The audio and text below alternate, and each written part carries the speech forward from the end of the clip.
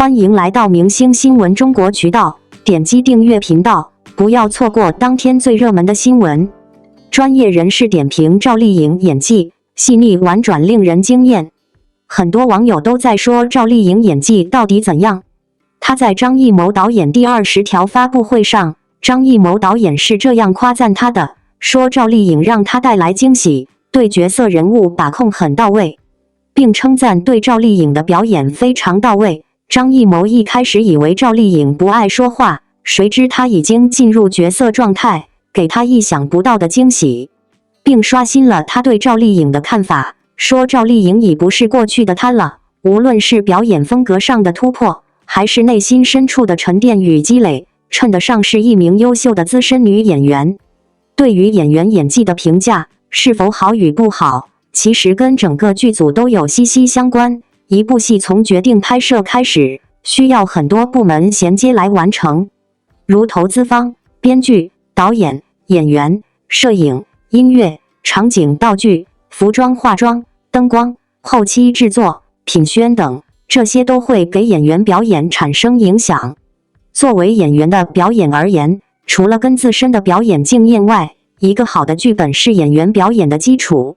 剧本的情节、人物性格、对话等都会直接影响演员的表演。一个深入人心的角色和引人入胜的情节，能够激发演员的表演灵感，使演员更加投入地诠释角色。而作为导演而言，他的拍摄手法和技巧也对演员的表演起着重要作用。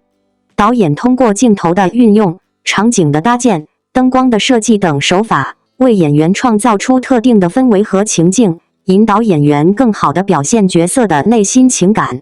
整个剧组的团队配合默契度也是影响演员表演的关键因素之一。演员需要与摄影师、灯光师、化妆师、服装师等团队成员密切配合，才能共同营造出最佳的表演效果。所以，从赵丽颖演技来看，她的表演多样性，有着一定的经验和积累，对角色人物情感能够准确地诠释出来，给观众留下深刻印象。赵丽颖无论是古装剧还是现代剧，她的表演都具有感染力和爆发力，能够通过细微的表情和动作，给观众传递出角色的情感和性格，让观众产生情感共鸣。从赵丽颖以往的角色扮演就能看出来的她的演技，每一个阶段性的角色塑造都有些不同的表演形式和突破。所以说，演员的演技好不好，无法用主观意识来评判，每个人的喜爱和标准不一样，只能通过他的成长与突破来看待他的演技多样性的变化。赵丽颖的演技一直是业内关注的焦点。通过专业人士的点评，我们可以清晰地看到她在表演领域的卓越表现。赵丽颖的演技被专业人士评价为细腻婉转，令人惊艳，这一点反映了她在表演中展现的深刻理解和出色的技巧。首先，赵丽颖在角色表演中展现出细腻入微的一面，她善于通过微妙的面部表情、眼神和肢体语言传递角色内心的情感，使得角色更加丰满、生动。观众在欣赏她的表演时，常常能够深刻地感受到角色的心路历程，这正是细腻表演的一大亮点。其次，赵丽颖的婉转表演让人印象深刻。她擅长运用柔和而有力的声音，将角色的情感传递得淋漓尽致。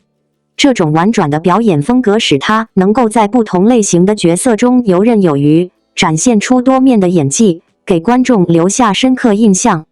综合来看，赵丽颖的演技在业内赢得了专业人士的一致好评。她通过细腻、婉转的表演风格，成功地将各种角色诠释得淋漓尽致，使得观众更加喜爱并期待她未来更多的出色表现。作为观众，让我们一起期待赵丽颖在演艺道路上更上一层楼，为我们呈现更多精彩的表演。王一博代言遭遇风波，酷迪玩梗公关笑话多！感叹号！瑞幸和酷迪之间 battle 已经从暗斗转向明争了。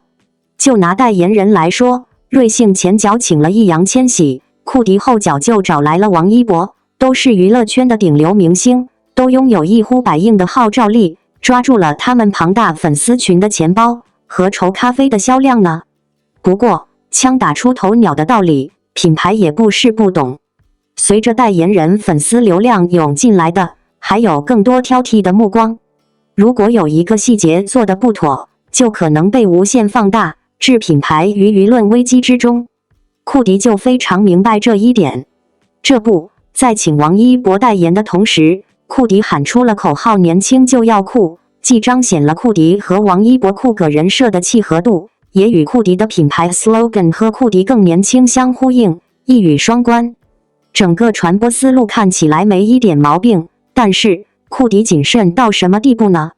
最近有人发现，库迪品牌包装上多了一行字，年轻指的是心态而不是产品功效。好家伙，库迪这句免责声明真的是把人看笑了。到底是脑回路多清奇的人才会认为喝了库迪咖啡会返老还童呢？用脚趾头想就知道，库迪的 slogan 强调的是品牌的年轻化。不过再仔细想想，也能理解库迪了。毕竟互联网世界确实有人在老婆饼里找老婆，在夫妻肺片里嗑 CP， 在鱼香肉丝里找鱼吃。如果真有较真的人说自己喝了库迪没有变年轻，告库迪虚假宣传，库迪还真没有地方说理去。所以别看这一行小字，可是提前断了竞争对手玩商战的念头。而且被网友这么一传播，还成为库迪的一个梗，增加了网络话题度，品牌的社交感也拉满了。话说回来，库迪是有点笑料在身上的。就说喝库迪更年轻这句 slogan， 还有人听成喝库迪更年期，真的不要太离谱。如果这也成了一个品牌梗，不知道库迪该哭还是笑呢？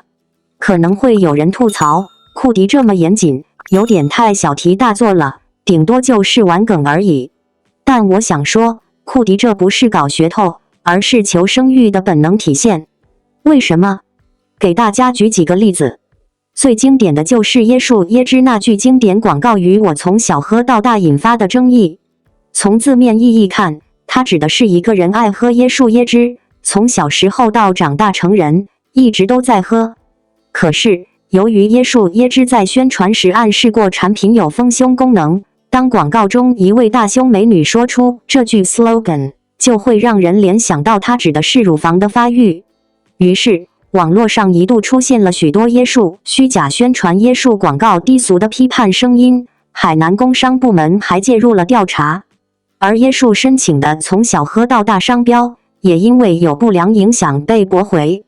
所以，一向在宣传上我行我素的椰树集团也被迫低头，找来了小学生、中学生、大学生3个年轻段的女性拍了一支广告片，表现从小喝到大的主题，可以说求生欲满满。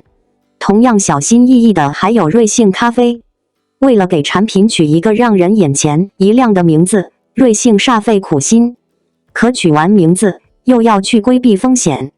于是我们就在瑞幸的点单小程序上看到了陨石拿铁真的不含陨石成分，带刺玫瑰拿铁本品不含任何带刺成分，相思红豆拿铁据说是王维诗里的红豆等带点幽默的文案提示。那么如果在宣传时满嘴跑火车，对真实性不管不顾，会有什么后果呢？2021年喜茶因发布的精选云南食评，浙江鲜居冬葵杨梅，个大盒小，果肉紧簇饱满，风味浓郁等广告内容与事实不符，涉嫌虚假宣传，被罚款45万。中薛高也增因多款产品实际使用原料与宣传用语不相符，比如酿红提雪糕宣传只选用吐鲁番特级红提，实际用的是散装1级红葡萄干，而遭到行政处罚。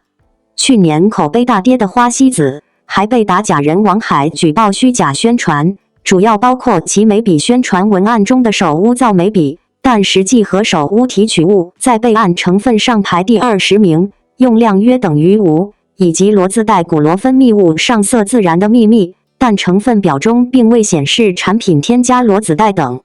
轻则给品牌留下案底，成为抹不掉的黑历史，重则劝退消费者，将品牌置于万劫不复之的。这么看来，像库迪一样谨慎营销，确实很有必要。当然，正如库迪能把潜在的宣传风险转化为出圈的爆点，品牌的求生欲往往在遭遇舆情风波时发挥到极致，是品牌危机公关的一大武器。比如2022年3.15曝光土坑酸菜问题后，一大批与酸菜有关的企业陷入了至暗时刻。泰二酸菜鱼则积极应对，晒出了一份泰二酸菜安全报告，极具视觉冲击力的配图和有趣的文案，着实打消了大众的顾虑，为品牌赢得了不少正面评价。再比如绝味鸭脖，在江西鼠头鸭脖事件曝光后，其股价大跌，可以说无辜躺枪，是被坑最惨的品牌。而在事情最终水落石出后，绝味鸭脖来了一波卖惨操作，趁自己终于沉冤的血，还顺势发了一波优惠券，给消费者送福利，让人觉得心酸又好笑，把品牌推上了热搜。更绝的是江小白，2021年品牌成立10周年时，连发了100张文案海报，不少都是对网友误评的回击。有人说江小白远远不如4大名酒，声明一下，是8大。有网友说狗都不喝江小白，我们同意，狗确实不能喝酒，猫也是。对于懂酒的只喝酱香型，不懂的才选江小白这种流量型的说法，我们想做有流量的清香型。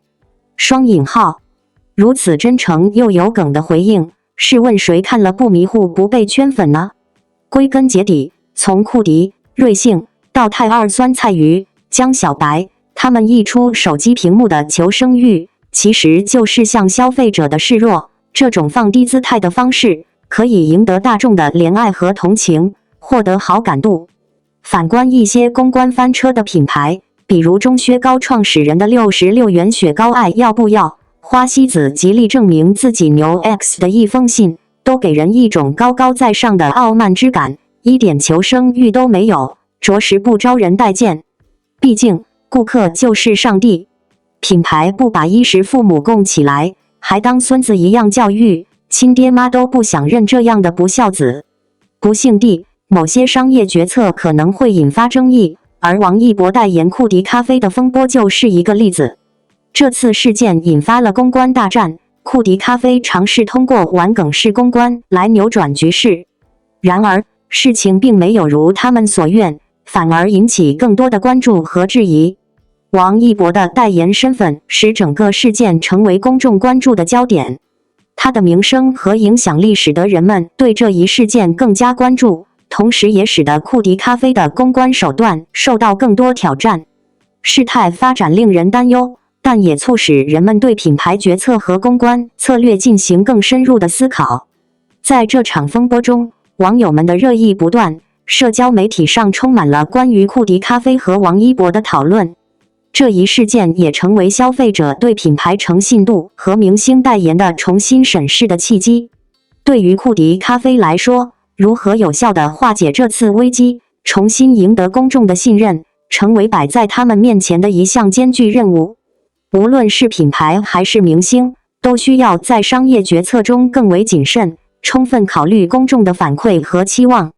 这次事件也提醒着我们，商业行为的透明度和真实性是维系品牌形象的关键，而公众关系的处理方式更是影响品牌声誉的关键因素。希望在未来，类似事件能够成为行业的反思，促使更加负责任和透明的商业实践。感谢您观看视频。如果您觉得本时事通讯有用，请不要忘记点赞、评论和订阅。祝您生活愉快，充满活力。再见。